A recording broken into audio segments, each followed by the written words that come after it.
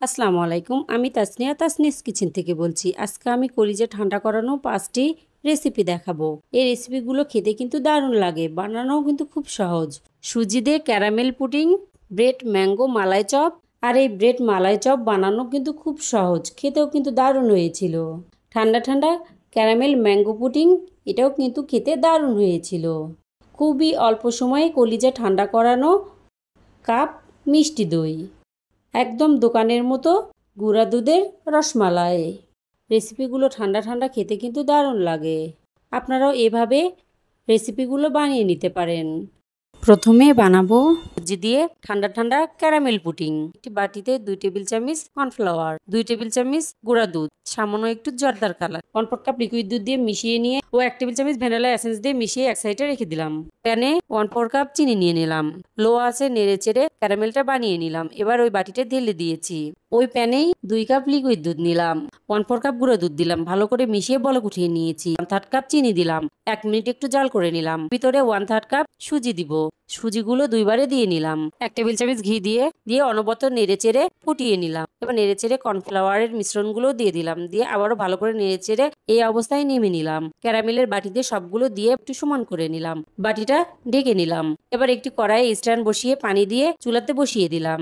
20 থেকে 25 মিনিট লো আঁচে জাল করে নিলাম। ঠান্ডা করে ফ্রিজে রেখেছিলাম 2 ঘন্টার জন্য। এবার এটা কেটে নিব। দেখতে যতটা সুন্দর লাগছে, খেতেও কিন্তু দারুণ হয়েছিল।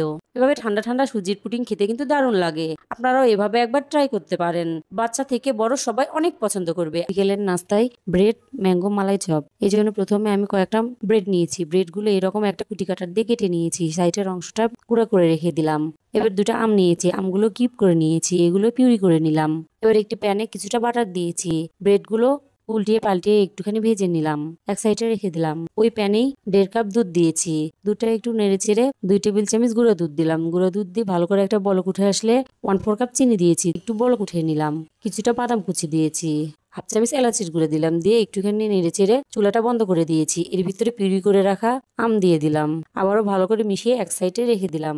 ব্রেডের গুঁড়াগুলো নিয়ে নিলাম। তার ভিতরে 1/3 কাপ কনডেন্স মিল্ক দিলাম, 3 টেবিল চামচ নারিকেলের গুঁড়া দিলাম, এটা অপশনাল। মিশিয়ে নিয়ে এর ভিতরে বাকি সবটুকু আমি দিয়ে দিলাম। দিয়ে আবারও ভালো করে মিশিয়ে ওই যে বাটারে ব্রেডগুলো ভেজে রেখেছি ওর ভিতরে একে একে সবগুলো দিয়ে নিলাম। বাটিতে উঠিয়ে নিলাম। এর ভিতরে তৈরি করে রাখা মালাইগুলো দিয়ে দিলাম। দিয়ে ফ্রিজে রেখেছিলাম 1 ঘন্টার জন্য। 1 ঘন্টা পর বের করে নিলাম। বের করে নিয়ে ঠান্ডা ঠান্ডা পরিবেশন করে নিলাম। এভাবে ব্রেড দিয়ে ম্যাঙ্গো মালাই চপ একবার বানিয়ে দেখবেন, খেতে কিন্তু দারুণ লাগে। আজকে আমি দেখাবো ক্যারামেল ম্যাঙ্গো পুডিং। প্রথমে 1/4 কাপ চিনি ক্যারামেল বানিয়ে নিলাম। এবার একটি বক্সে ঢেলে নিলাম, ঠান্ডা করার জন্য রেখে দিলাম। তারপরে একটি প্যানে 1 কাপ লিকুইড দুধ নিয়েছি, তার সঙ্গে 2 কাপ পানি দিয়ে ভালো করে মিশিয়ে বলক উঠিয়ে নিলাম।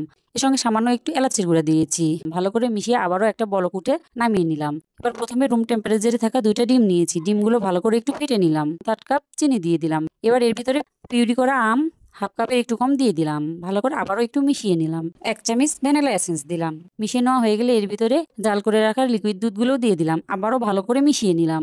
এগুলো ছেঁকে নিব। যে পাত্রে ক্যারামেল সেট করে রেখেছি ওই পাত্রেই ছেঁকে নিয়েছি। কয়েকবার ট্যাপ করে নিলাম। এবার চুলাতে একটা প্যান বসিয়ে কিছুটা পানি দিয়ে তার ভিতরে একটা সুতি কাপড় দিয়ে দিলাম। সরাসরি পাত্রটা বসাবো না। এবার পাত্রটা দিয়ে ঢাকনাটা লেগে দিয়ে 20 থেকে 25 মিনিট লো আঁচে জাল করে নিলাম।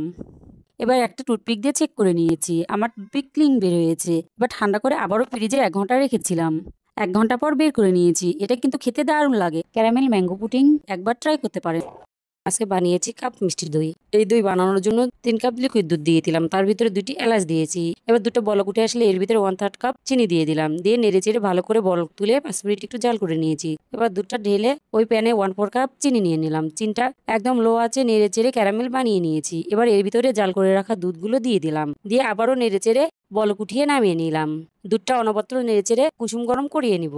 কুসুম গরম অবস্থায় যেন একটা নখ দিয়ে রেখে দিতে পারি, এরকম গরম করে নিলেই হবে। এবার এর ভিতরে আগে থেকে পানি ঝরিয়ে রাখা 3 টেবিল চামচ টক দই দিলাম। দিয়ে আবারও ভালো করে নেড়ে চেড়ে দুধের সঙ্গে মিশিয়ে নিলাম। মিশিয়ে নেওয়া হয়ে গেলে আমি এরকম ঢাকনাওয়ালা কাপ নিয়েছি। এবার এর ভিতরে একে একে সবগুলোতে দিয়ে নিলাম। আমার এখানে 5টা কাপ হয়েছে। এবার এগুলো ঢাকনা লেগে স্টিলের প্লেটে উঠিয়ে নিলাম। এবার একটি প্যানে একটা স্ট্যান্ড বসিয়ে দইগুলো দিয়ে 10 মিনিট লো আঁচে জাল করে নিয়েছি। 10 মিনিট পর ঢাকনা বন্ধ করে আরো 30 থেকে 35 মিনিট ওই অবস্থায় রেখেছিলাম। দেখুন এর ভিতরেই দইগুলো একদম জমে গেছে।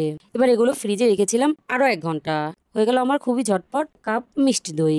এই গরমে খেতে কিন্তু দারুণ লাগে।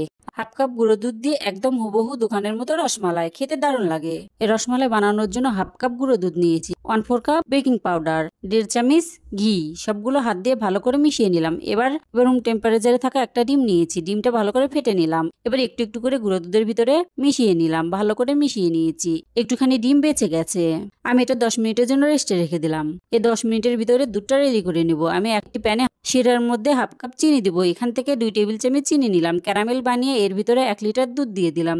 নেড়ে চেড়ে 2টো এলাচ দিলাম, দুটো ভালো করে নেড়ে চেড়ে বলক উঠিয়ে নিলাম। এবার বাকি চিনিগুলো দিয়ে দিলাম, দিয়ে ভালো করে একটা বলক উঠে আসলে চুলার জালটা লোতে রেখে মিষ্টিগুলো বানিয়ে নিই। হাতে তেল মাখিয়ে নিয়ে আমি ছোট ছোট করে মিষ্টিগুলো বানিয়ে নিয়েছি। মিষ্টিগুলো শিরার ভিতরে দিয়ে দিলাম, আলতো হাতে এভাবে একটু নেড়ে দিবেন। এবার ঢাকনা দিয়ে ঢেকে দিলাম 10 মিনিটের জন্য। যখন দেখবেন বলক আসবে তখন এরকম একটু ঢাকনা আলগা করে দিবেন। রসটা আরো ঘন করার জন্য 2 টেবিল চামচ গুঁড়া দুধ মিশিয়ে ভালো করে বলক উঠে নিলাম। ফ্রিজে রেখে ঠান্ডা করে নিয়েছি। এই গরমে ঝামেলা ছাড়া গুঁড়া দুধ দিয়ে ঝটপট রসমালাই বানিয়ে নিতে পারেন, একদম হুবহু দোকানের মতো খেতে লাগে। আল্লাহ হাফেজ।